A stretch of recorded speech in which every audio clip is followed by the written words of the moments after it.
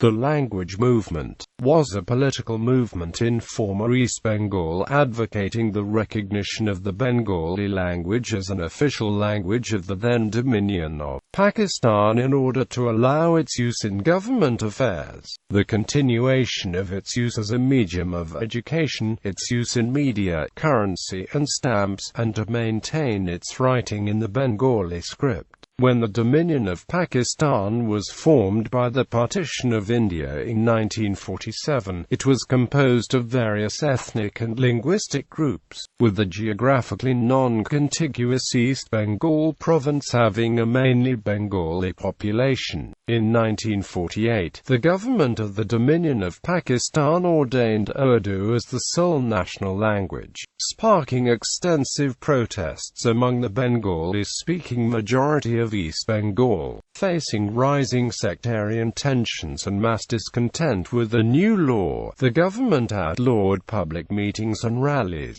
The students of the University of Dhaka and other political activists defied the law and organized a protest on the 21st of February 1952.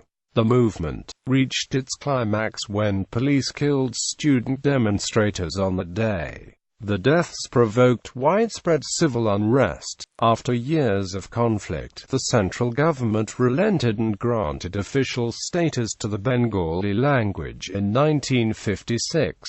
In 1999, UNESCO declared the 21st of February as International Mother Language Day, in tribute to the language movement and the ethno-linguistic rights of people around the world. The language movement catalyzed the assertion of Bengali national identity in East Bengal and later East Pakistan, and became a forerunner to Bengali nationalist movements, including the Six-Point Movement and subsequently the Bangladesh Liberation War and Indo-Pakistani War of 1971. In Bangladesh, the 21st of February is observed as Language Movement Day, a national holiday. The Shaheed Mina Monument was constructed near Dhaka Medical College in memory of the movement and its victims. Background: the present nations of Pakistan and Bangladesh were part of undivided India during the British colonial rule. For the mid-19th century, the Urdu language had been promoted as the lingua franca of Indian Muslims by political and religious leaders, such as Khwaja Salamullah, Sir Syed Ahmed Khan, Nawab Vikar ul-Mulk and Maulvi Abdul Haq. Urdu is an Indo-Aryan language of the Indo-Iranian branch, belonging to the Indo-European family of languages. It developed under Persian, Arabic and Turkic influence on Upper Burmese in South Asia during the Delhi Sultanate and Mughal Empire. With its Perso-Arabic script, the language was considered a vital element of the Islamic culture for Indian Muslims. Hindi and the Devanagari script were seen as fundamentals of Hindu culture. While the use of Urdu grew common with Muslims in northern India, the Muslims of Bengal primarily used the Bengali language. Bengali is an Eastern Indo-Aryan language that arose from the Eastern Middle Indic languages around 1000 CE and developed considerably during the Bengal Renaissance. As early as the late 19th century, social activists such as the Muslim feminist Rokeya Sakhawat Hussain were choosing to write in Bengali to reach out to the people and develop it as a modern literary language. Supporters of Bengali opposed Urdu even before the partition of India, when delegates from Bengal rejected the idea of making Urdu the lingua franca of Muslim India in the 1937 Lucknow session of the Muslim League. The Muslim League was a British Indian political party that became the driving force behind the creation of Pakistan as a Muslim state separate from British India. Early stages of the movement. After the partition of India in 1947, Bengali-speaking people in East Bengal, the non-contiguous eastern part of the Dominion of Pakistan, made up 44 million of the newly formed Dominion of Pakistan's 69 million people. The Dominion of Pakistan's government, civil services, and military, however, were dominated by personnel from the western wing of the Dominion of Pakistan. In 1947, a key resolution at a national education summit in Karachi advocated Urdu as the sole state language, and its exclusive use in the media and in schools. Opposition and protests immediately arose. Students from Dhaka rallied under the leadership of Abul Qasim, the secretary of Tamaddun Majlis, a Bengali Islamic cultural organization. The meeting stipulated Bengali as an official language of the Dominion of Pakistan and as a medium of education in East Bengal. However, the Pakistan Public Service Commission removed Bengali from the list of approved subjects, as well as from currency notes and stamps. The Central Education Minister Fazlur Rahman made extensive preparations to make Urdu the only state language of the Dominion of Pakistan. Public outrage spread, and many Bengali students met on the University of Dhaka campus on 8 December 1947 to formally demand that Bengali be made an official language. To promote their cause, Bengali students organized processions and rallies in Dhaka. Leading Bengali scholars argued why only Urdu should not be the state language. The writer Abul Mansur Ahmed said if Urdu became the state language, the educated society of East Bengal would become illiterate and ineligible for government positions. The first Rashtrabhasha Sangram Parishad, an organization in favor of Bengali as a state language, was formed towards the end of December 1947.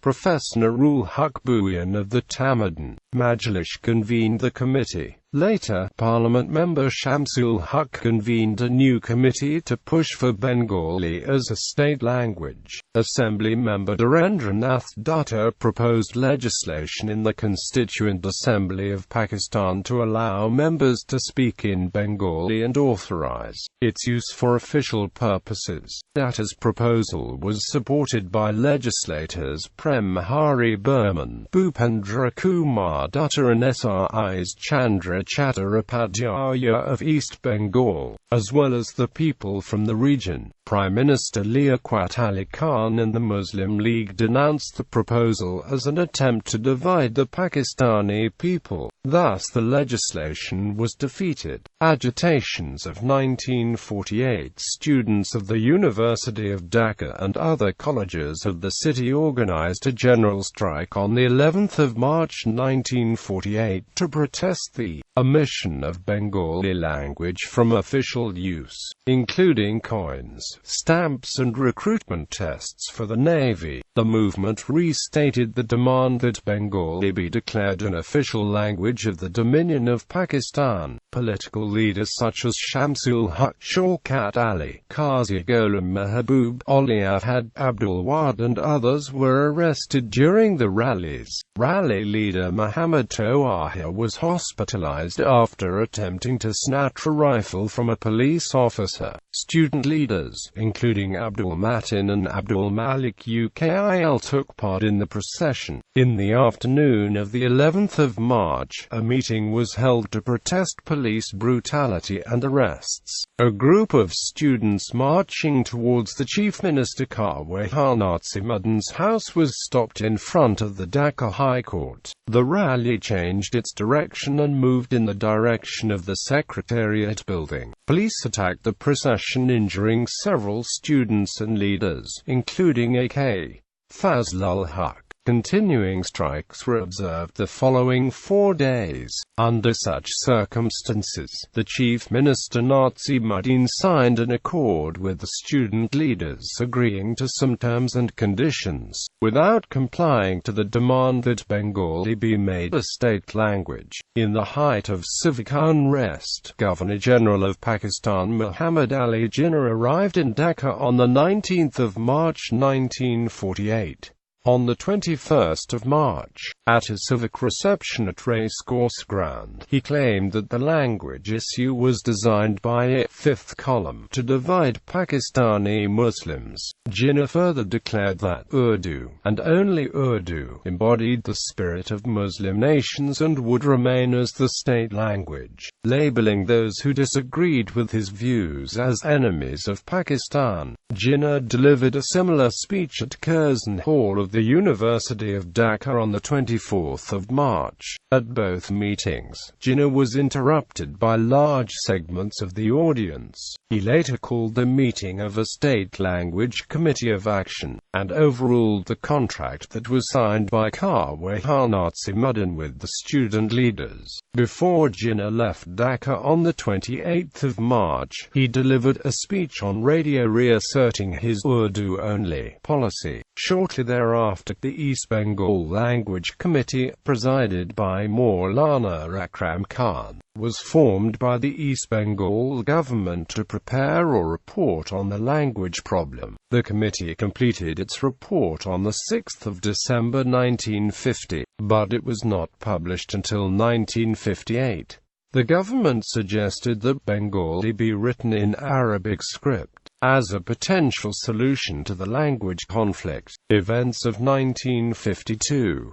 The Urdu-Bengali controversy was reignited when Jinnah's successor, Governor-General Kaweh Nazimuddin, staunchly defended the Urdu-only policy in a speech on the 27th of January 1952. On the 31st of January, the Sharbodalio Kendriya Rashtrobhasha Qaumi Parishad was formed in a meeting at the Bar Library Hall of the University of Dhaka, chaired by Maulana Abashani. The central government's proposal of writing the Bengali language in Arabic script was vehemently opposed at the meeting. The Action Committee called for an all-out protest on the 21st of February, including strikes and rallies. In an attempt to prevent the demonstration, the government imposed Section 144 in Dhaka, thereby banning any gathering. The 21st of February at 9 o'clock in the morning, students began gathering on the University of Dhaka premises in defiance of Section 144. The university vice-chancellor and other officials were present as armed police surrounded the campus. By 11:15, students gathered at the university gate and attempted to break the police line. Police fired tear gas shells towards the gate to warn the students. A section of students ran into the Dhaka Medical College while others rallied towards the university premises cordoned by the police. The vice-chancellor asked police to stop firing and ordered the students to leave the area. However, the police arrested several students for violating Section 144 as they attempted to leave. Enraged by the arrests, the students met around the East Bengal Legislative Assembly and blocked the legislators' way, asking them to present their insistence at the assembly. When a group of students sought to storm into the building, police opened fire and killed a number of students, including Abdus Salam, Rafiquddin Ahmed, Abul Barakat and Abdul Jabbar.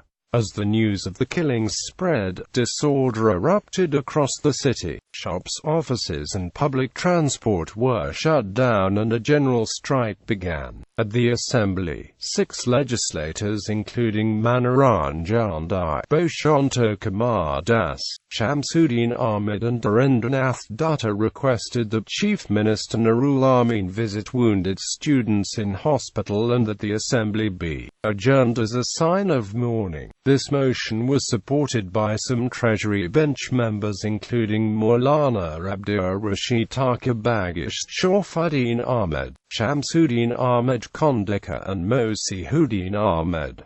However, Nurul Amin refused the requests.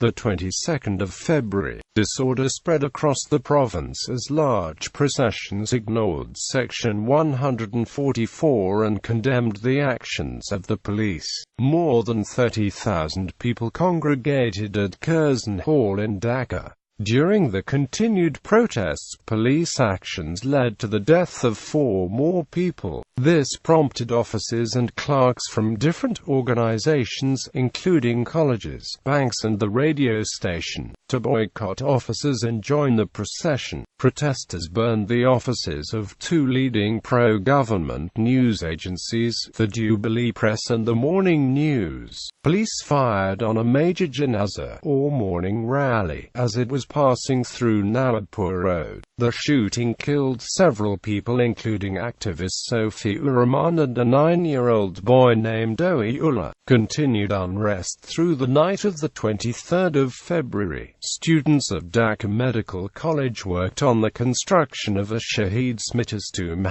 or Monument of Martyrs, completed at dawn on the 24th of February. The monument had a handwritten note attached to it with the words Shaheed Smitas Tomb.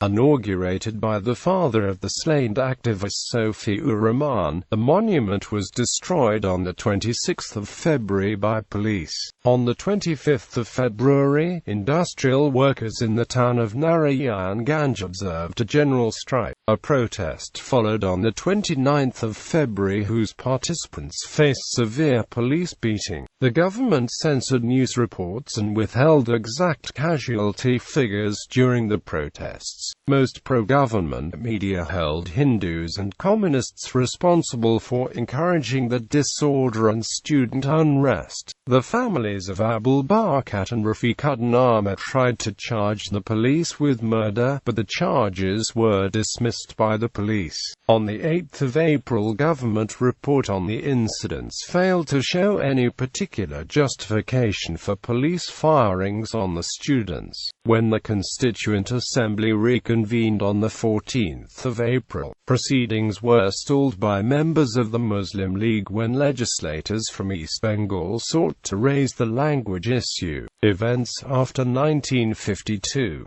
The Shobodolio Kendriya Rashtrobha Shikomi Porishad, with support from the Awami Muslim League, decided to commemorate the 21st of February as Shaheed Dibosh. On the first anniversary of the protests, people across East Bengal wore black badges in solidarity with the victims. Most offices, banks and educational institutions were closed to observe the occasion. Student groups made agreements with college and police officials to preserve law and order. More than 100,000 people assembled at a public meeting held in Armanitola in Dhaka, where community leaders called for the immediate release of Maulana Bashani and other political prisoners. However, West Pakistani politicians such as Fazlur Rahman aggravated sectional tensions by declaring that anyone who wanted Bengali to become an official language would be considered an enemy of the state. Bengali students and civilians disobeyed the restrictions to celebrate the anniversary of the protests. Demonstrations broke out on the night of the 21st of February 1954 with various halls of the University of Dhaka raising black flags in mourning. Political tensions came to a head as elections to the Provincial Assembly of East Bengal were held in 1954. The ruling Muslim League denounced the opposition United Front coalition, which led by A.K. Fazlul Huq and the Awami League wanted greater provincial autonomy. Several United Front leaders and activists were arrested. A meeting of Parliament's Muslim League members, chaired by Prime Minister Muhammad Ali Bogra, resolved to give official recognition to Bengali. This decision was followed by a major wave of unrest as other ethnic groups sought recognition of other regional languages. Proponents of Urdu such as Maulvi Abdul Haq condemned any proposal to grant official status to Bengali. He led a rally of 100,000 people to protest protest against the Muslim League's decision. Consequently, the implementation failed and the United Front won a vast majority of seats in the Legislative Assembly, while the representation of the Muslim League was reduced to a historic low. The United Front ministry ordered the creation of the Bangla Academy to promote, develop, and preserve Bengali language, literature, and heritage. However, the United Front rule was temporary, as Governor-General Ghulam Muhammad cancelled the government and started governor's rule on 30 May 1954. The United Front again formed the ministry on 6 June 1955 after the governor's regime ended. The Awami League did not participate in this ministry though. Following the return of the United Front to power, the anniversary on 21 February 1956 was observed for the first time in a peaceful atmosphere. The government supported a major project to construct a new Shaheed Minor. The session of the Constituent Assembly was stopped for 5 minutes to express condolence for the students slain in the police shootings. Major rallies were organized by Bengali leaders and all public offices and businesses remained closed. Constitution reform. On 7 May 1954, the Constituent Assembly resolved, with the Muslim League's support, to grant official status to Bengali. Bengali was recognized as the second official language of Pakistan on 29 February 1956, and Article 214 of the Constitution of Pakistan was reworded to, "The state language of Pakistan shall be Urdu and Bengali." However, the military government formed by Ayub Khan made attempts to re-establish Urdu as the sole national language. On 6 January 1959, the military regime issued an official statement and reinstated the official stance of supporting the 1956 Constitution's policy of two-state languages. Independence of Bangladesh. Although the question of official languages was settled by 1956, the military regime of Ayub Khan promoted the interests of West Pakistan at the expense of East Pakistan. Despite forming the majority of the national population, the East Pakistani population continued to be underrepresented in the civil and military services, and received a minority of state funding and other government help. This was mainly due to lack of representative government in the fledgling state. Mainly due to regional economic imbalances, sectional divisions grew, and support for the Bengali ethnic nationalist Awami League, which invoked the six-point movement for greater provincial autonomy. One demand was that East Pakistan be called Bangladesh, which subsequently led to the Bangladesh Liberation War. Legacy. The language movement had a major cultural impact on Bengali society. It has inspired the development and celebration of the Bengali language, literature and culture. The 21st of February, celebrated as Language Movement Day Shaheed Dibosh, is a major national holiday in Bangladesh. A month-long event called the Ekushi Book Fair is held every year to commemorate the movement. Ekushi Padak, one of the highest civilian awards in Bangladesh, is awarded annually in memory of the sacrifices of the movement. Songs such as Abdul Ghaffar Chowdhury's Amar Baya Rokhte Rangano, set to music by Shahid Altaf Mahmood, as well as plays, works of art and poetry played a considerable role in rousing the people's emotions during the movement. Since the events of February 1952, poems, songs, novels, plays, films, cartoons and paintings were created to capture the movement from varied point of views.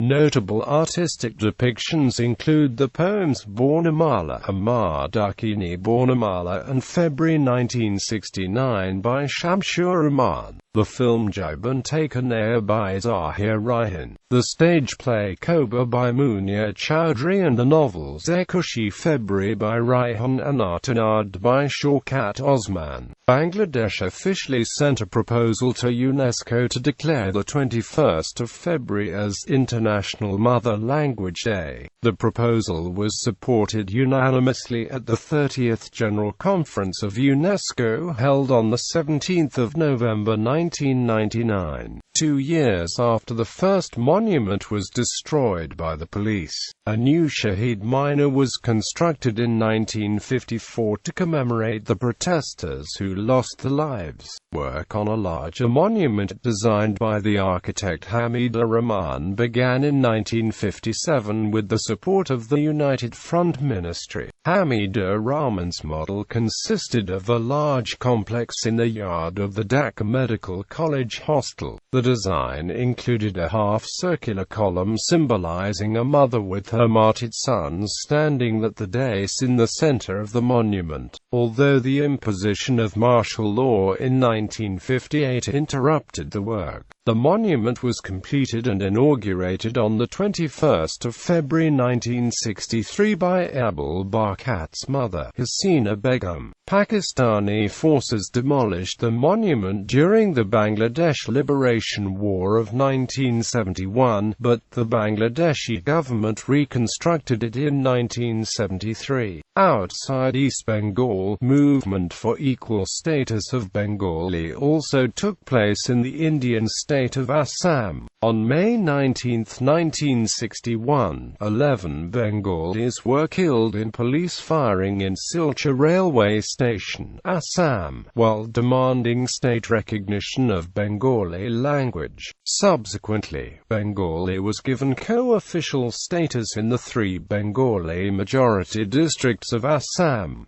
Reaction in West Pakistan. Although the language movement is considered to have laid the foundations for ethnic nationalism in many of the Bengalis of East Bengal and later, East Pakistan, it also heightened the cultural animosity between the authorities of the 2 wings of Pakistan. In the western wing of the Dominion of Pakistan, the movement was seen as a sectional uprising against Pakistani national interests. The rejection of the Urdu-only policy was seen as a contravention of the Perso-Arabic culture of Muslims and the founding ideology of Pakistan, the two-nation theory. Some of the most powerful politicians from the western wing of Pakistan considered Urdu a product of Indian Islamic culture, but saw Bengali as a part of Hinduized Bengali culture. Most stood by the Urdu-only policy because they believed that only a single language, one that was not indigenous to Pakistan, should serve as the national language.